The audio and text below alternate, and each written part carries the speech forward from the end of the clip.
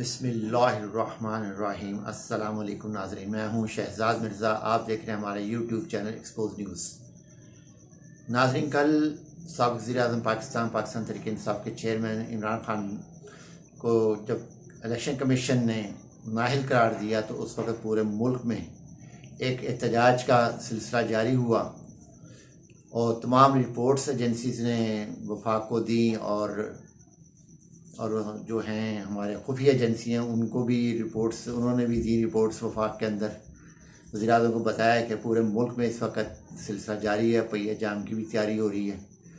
तो उस वक्त सूरत हाल ये थी कि उस वक्त फौरी तौर पर खान साहब ने बनी गाला में इजलास बुलाया, तमाम अपनी काबीना का इजलास बुलाया, जो कोर कमेटी का इजलास था वो बुलाया गया, तमाम मेम्बरान थे वहाँ पर।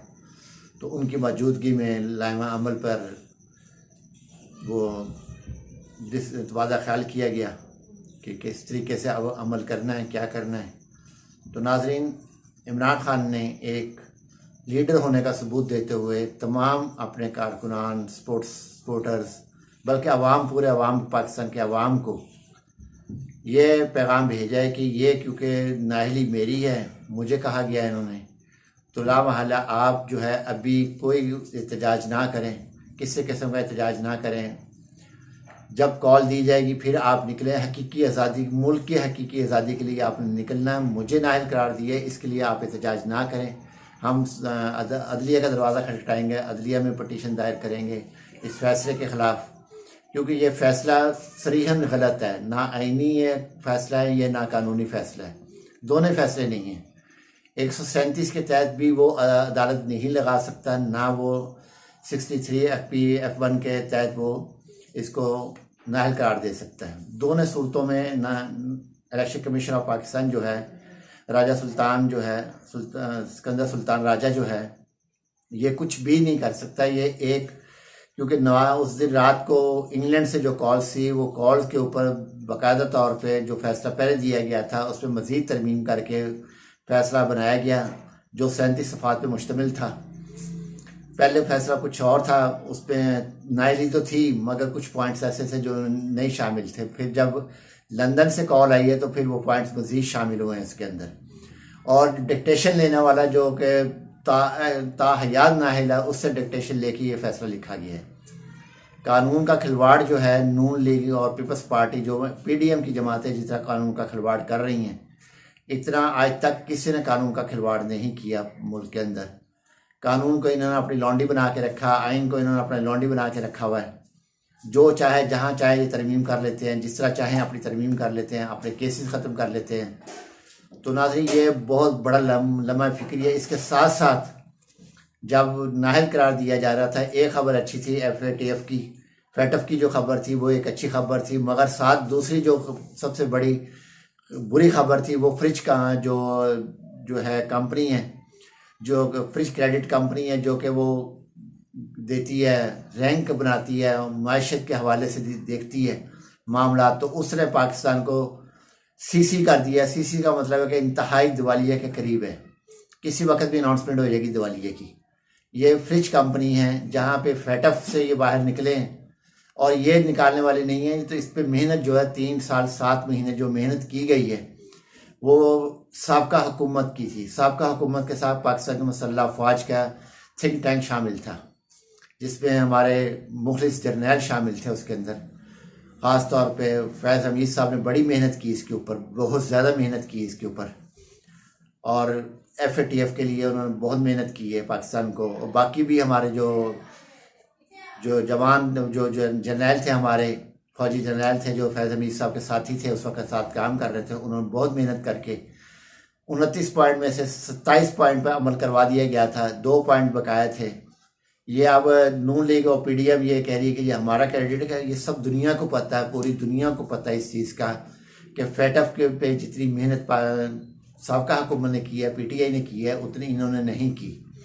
ये तो वो लोग हैं जिन्होंने FATF के अपने NRO के लिए FATF का कई बार बाइकआउट किया। FATF के बिल पर जब भी बिल लेकर आए हैं असम्बली में, इन्होंने इनकार कर दिया, जी हमारे पहले NRO दें तो फिर हम FATF की हमायत करेंगे। तो आज ये FATF की मुबारकबाद एक दूसरे को दे रहे हैं, जो इंतहाई बेशर्मी ढिठाई से ये हरकत कर रहे हैं। इनका कोई ताल्लुक भी नहीं है फैटफ से, ना इन्होंने कोई मेहनत की है। इन्होंने मेहनत रोकने में बड़ी की है, बहुत खूब मेहनत की है। 3 साल 7 महीने इन्होंने खूब मेहनत की है इसको रोकने के लिए, जिसमें ये कामयाब भी हुए रोकने में। मगर अमल करने में साबका हुकूमत पीटीआई गवर्नमेंट ने, इमरान खान साहब ने और उनकी काबीना ने, फ़ौज ने बड़ी मेहनत की है और 29 में से 27 पॉइंट पर अमल किया, और जिसका नतीजा अब ये निकला है कि वो फैटफ से पाकिस्तान निकल के ग्रे लिस्ट से वाइट लिस्ट में आ गए। मगर दूसरी जानिब जो है फ्रिज कंपनी ने पाकिस्तान को दिवालिये के करीब खड़ा कर दिया कि जी दिवालिये, क्योंकि इनकी मैशत नहीं, इनके ना तो पैसे हैं इनके पास, ना इनके पास तेल है, ना इनके पास कुछ और है। तो जो हम इनका ये क्योंकि ये मुआशी इस्तेहकाम भी नहीं है, मुआशरती इस्तेहकाम भी नहीं है यहाँ पे, और इसके अलावा सियासी अदम इस्तेहकाम तो बहुत ही ज़्यादा है, ना होने के बराबर है।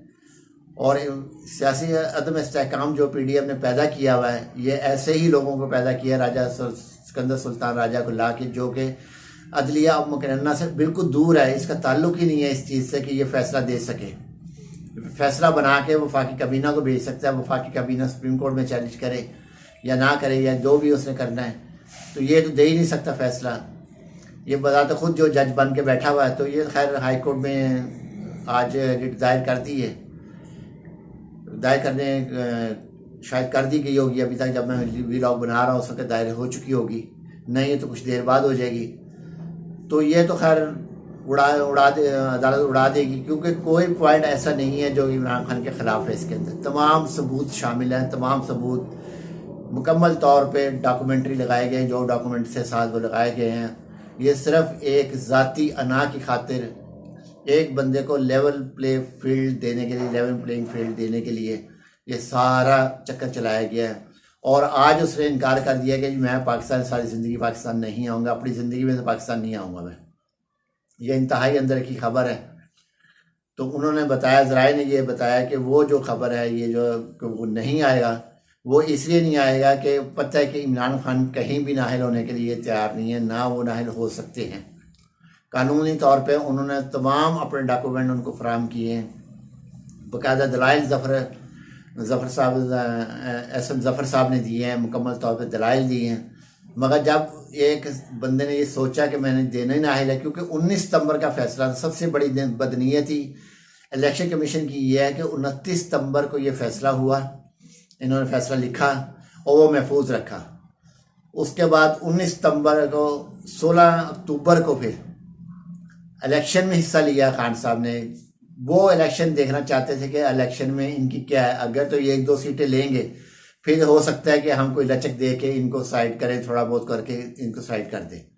मगर जब उन्होंने देखा कि क्लीन स्वीप किया है, इलेक्शन कमीशन ने देखा कि क्लीन स्वीप किया, तो 19 सितंबर का फैसला जाके 21 सितंबर को ये सुना रहे हैं।